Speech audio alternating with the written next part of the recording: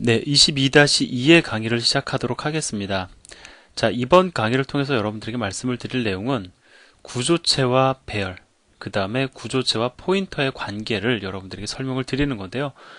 사실은 어렵지 않습니다. 여러분들이 상식적인 수준에서 판단할 수 있는 내용들만 가지고 여러분들에게 설명을 진행합니다.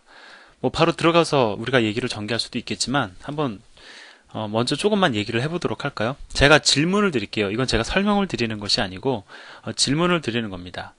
자, 우리가 앞에서 펄슨이라는 이름의 구조체를 정의한 적이 있었어요. 자, 그것이 이미 정의가 되어 있다고 가정을 하고 제가 질문을 드리려고 합니다. 자, 펄슨형 구조체 변수를 선언하려면 어떻게 되죠? 예를 들어서 펄슨형 구조체 변수 P1을 선언을 한다 라고 하면은 펄슨 P1 써주고 그 대신 앞에다가 얘는 구조체 변수이기 때문에 struct라는 선언을 넣어준다 라고 제가 말씀을 드렸죠. 자, 마찬가지로 우리가 이제 int라는 기본 자료형을 근거로 해가지고 변수를 선언을 할 때에는 int 예를 들어 이름이 num이다 라고 하면 num이라고 써주어서 변수를 선언을 합니다. 자, 그러면 우리가 int형 배열을 선언할 경우에는 어떻게 선언을 합니까? 이름을 arr이라고 하면 이렇게 쓰죠. 자료형 int, 그 다음에 배열의 이름 arr, 그 다음에 길이 정보 3을 써줍니다. 이미 여러분들이 잘 알고 있는 내용이에요. 그럼 이 내용을 근거로 해가지고 펄슨형 배열, 길이가 3인 배열을 선언한다고 가정을 해보십시오. 어떻게 선언을 하는 것이 맞겠습니까?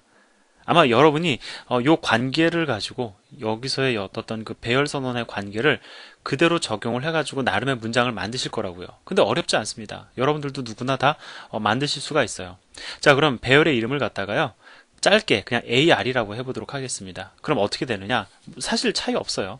자, 펄슨형 배열 선언을 한다. 그 다음에 이름을 ar로 해야 되겠죠? ar.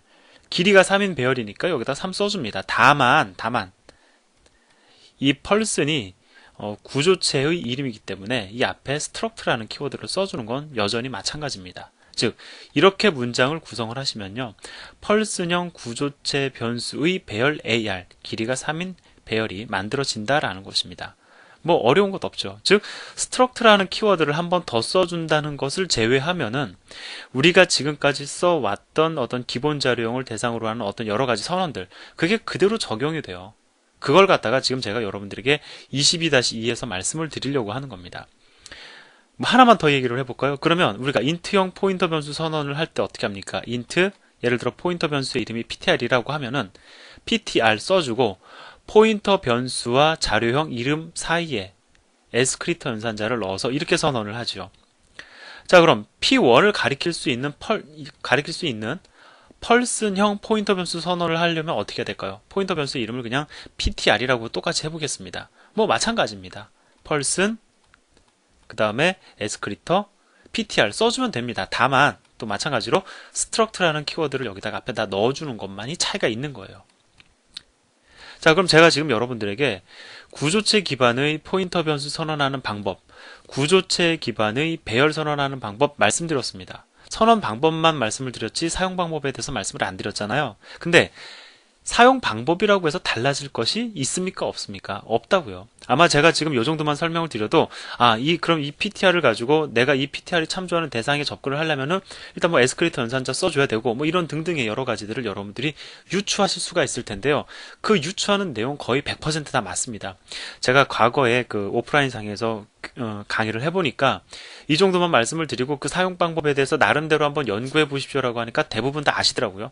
마찬가지로 이 강의를 들으시는 여러분들도 물론 제가 이제 22-2를 통해서 여러분들에게 설명을 드리겠지만 굳이 추가적인 설명이 안 들어가도 여러분들이 잘 이해하실 거라 저는 생각을 합니다. 물론 여러분들이 잘 이해하실 거라고 생각을 하지만 혹 그렇지 않은 분들을 위해서 저는 또 천천히 설명을 드릴 겁니다. 따라서 내용이 너무 뻔하다 싶으시면은 그냥 예제 보시고 그냥 보면 바로 이해가 되실 거예요. 이 내용들 바로 넘어가셔도 상관은 없습니다. 자, 그러면 본문 내용을 근거로 해서 구조체 배열의 선언과 접근 방법에 대해서 말씀을 드리도록 하겠습니다. 자, 구조체 배열. 자, 이 문장을 제가 해석을 하겠습니다. 지금 여기 보면은 포인트라는 이름의 구조체가 정의가 됐죠. 자, 따라서 자, 포인트형 구조체 배열 이름을 ARR로 둔 거고요. 그 길이를 4로 지정을 했습니다. 자, 여기까지만 놓고 보면 인트형 배열 선언하는 것과 사실상 차이가 없습니다. 그런데 포인트가 구조체이기 때문에 struct라는 키워드를 넣어주는 거예요. 자, 그럼 이렇게 해서 배열을 선언하는 경우에 어떠한 형태로 배열이 구성이 되느냐? 뭐 간단합니다. 포인트형 변수 4개가 모여서 배열 ARR을 구성하게 되는 겁니다. 자, 그래서 여기 보면은요. 포인트형 변수 하나, 2개, 3개, 4개가 자, 나란히 선언이 되어 있습니다. 나란히 메모리 공간에 할당이 되어 있습니다. 이것이 바로 배열이죠. 그래서 얘가 ARR0가 되는 거고요. 자, 얘가 ARR1, ARR2, ARR3가 되는 겁니다. 자, 그러면 우리가 이제 예를 들어서 첫 번째 요소에 접근을 한다. 그럼 접근을 할 때 실제로 포인트형 구조체 변수는 X포스와 Y포스로 이루어져 있기 때문에 이렇게 2개가 존재합니다. 우리가 접근할 때도 어디에 접근할지를 명시해야 돼요. 그럼 예를 들어서 내가 X포스에 접근을 해가지고 여기에 저장된 값을 내가 20으로 바꾸겠다. 그럼 어떻게 해야 될까요? 자, ARR0까지 써주면 이것은 배열의 첫 번째 요소를 의미하게 되죠. 근데 그 첫 번째 요소가 사실은 구조체 변수예요. 따라서 우리가 멤버를 지정을 해줘야 됩니다. 뭐 써주죠? 지정할 때 점 찍어주잖아요. 자, X포스면은 X포스는 20이다 라고 써주면 여기에 20이 들어갑니다. 자, 이 정도만 설명을 드리면 여러분들 사실상 이 배열 선언해서 활용하는데도 어려움이 없으실 겁니다. 자, 뭐 하나 더 해볼까요? 그래도 좀 궁금하니까. 자, 세 번째, 인덱스 기준으로는 두 번째죠. 인덱스 2에 해당하는 배열 요소에 Y포스에 접근을 해가지고 여기에 저장된 값을 제가 30으로 바꾸려고 합니다. 그럼 어떻게 문장을 구성을 하면 될까요? 자, ARR2 이것은 세 번째 배열 요소를 의미하죠. 점 배열 요소의 Y포스에 접근을 해가지고 여기에 저장된 값을 30으로 바꾼다. 자, 이렇게 문장 구성하면 됩니다. 자, 그럼 하나 더요. 하나 더. 이번에는 좀 달리. 예를 들어서 요 멤버의 주소값을 내가 얻어내기 원합니다. 주소값을 내가 반환하는 연산을 하기 원해요. 그럼 어떻게 하면 됩니까? 그렇죠. ARR2에 점 찍어준 다음에 Y포스 이 Y포스의 주소값, 바로 이 인덱스 기준으로 2에 해당하는 Y포스의 주소값을 얻어내길 원하는 거니까 이 앞에다가 뭐 붙여주면 됩니까? M% 연산자 붙여주면 되겠죠. 예, 사용 방법이 사실 우리가 앞에서 공부했던 내용을 그대로 확장하면 쉽게 우리가 이해할 수 있는 범위 내에 존재합니다. 자, 그럼 예제를 마저 보도록 하죠. 지금 길이가 3인 ARR 배열을 선언을 했습니다.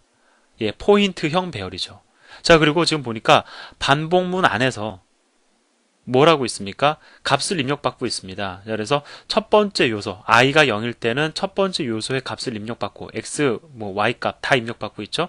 그 다음에 반복문 기준으로 두 번째 돌 때는 두 번째, 세 번째 돌 때는 세 번째 요소의 값을 다 입력받고 있습니다. 그리고 입력받은 값 그냥 출력하는 그런 단순한 예제입니다. 즉, 예제에서 보여드리고 싶은 것은 바로 이렇게 배열을 선언하는 방법과 그 선언된 배열에 접근하는 방법, 요거를 여러분들에게 설명을 드리고자 했던 거예요. 이 예제를 통해서는요. 자, 그럼 또 쉬운 얘기를 좀 더 해보도록 하죠. 앞에서 제가 여러분들에게 구조체 변수를 초기화하는 방법에 대해서 말씀을 드렸습니다. 예를 들어서 man이라는 이름의 펄슨형 구조체 변수를 선언을 하면 선언과 동시에 초기화를 하기 위해서 중괄호를 선언한다고 말씀을 드렸죠. 그 다음에 그 중괄호 안에다가 초기화할 데이터들을 갖다가 순서대로 나열한다 라고 말씀을 드렸습니다. 뭐 어렵지 않은 내용이었어요. 그러면 그 내용을 조금 확장을 해가지고 자, 구조체 변수가 아니라 구조체 배열을 선언과 동시에 초기화하길 원한다. 그럼 어떻게 해야 될까요? 이거 여러분들 충분히 상상할 수 있는 겁니다. 자, 길이가 3인 펄슨형 구조체 배열입니다. 그러면 내가 총 초기화해야 되는 펄슨형 구조체 변수가 3개죠. 그 3개를 갖다가 중괄호를 이용을 해가지고 이렇게 나열을 합니다. 첫 번째 요소, 두 번째 요소, 세 번째 요소를 초기화할 데이터들을 순서대로 나열을 합니다. 이 문법이 그대로 사용이 된 거예요. 그리고 이들을 구분하기 위해서 지금 콤마가 붙었습니다. 근데 제가 뭐라고 앞에서 말씀을 드렸냐면 C는 초기화하는 데이터들을 갖다 묶어주길 좋아한다고 말씀을 드렸죠. 뭐 약간 좀 쉽게 말씀을 드린 건데. 그래서 이 3개를 갖다가 다시 이렇게 중괄호로 다시 한번 묶습니다. 자, 솔직히 말씀을 드리면요. 초기화하는 방법이 뭐하고 유사하냐면은 2차원 배열 초기화 했던 거 기억나세요? 그 2차원 배열의 초기화 방법과 거의 유사합니다. 뭐 사실 똑같다고 봐도 과언이 아니죠. 예, 그러한 형태를 띱니다. 그래서 이렇게 해가지고 구조체 배열도 선언과 동시에 내가 원하는 값으로 초기화를 시킬 수가 있습니다. 자, 그리고 그 구조체 배열을 초기화하는 방법 설명을 드렸으니까 그걸 예제를 통해서 여러분들에게 보여드리고 있는데요. 뭐 그대로 지금 쓰여져 있습니다. 지금 ARR이라는 길이가 3인 펄스형 배열이 선언이 되고 첫 번째 요소, 두 번째 요소, 세 번째 요소를 초기화하기 위해서 이렇게 중괄호가 3개가 들어가 있습니다.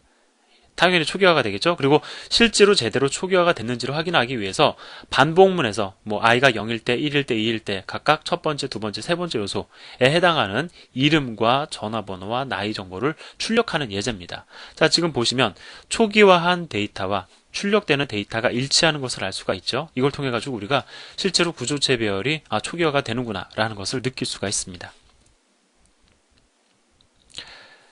자, 이번에는 이제 구조체 변수와 포인터의 관계에 대해서 좀 설명을 드려야 되는데요. 일단 여기서 한번 강의를 끊고, 뭐 어렵지 않은 내용이지만 그래도 여기서 한 차례 강의를 끊고 다음 시간에 또 이어서 강의를 진행하도록 하겠습니다. 감사합니다.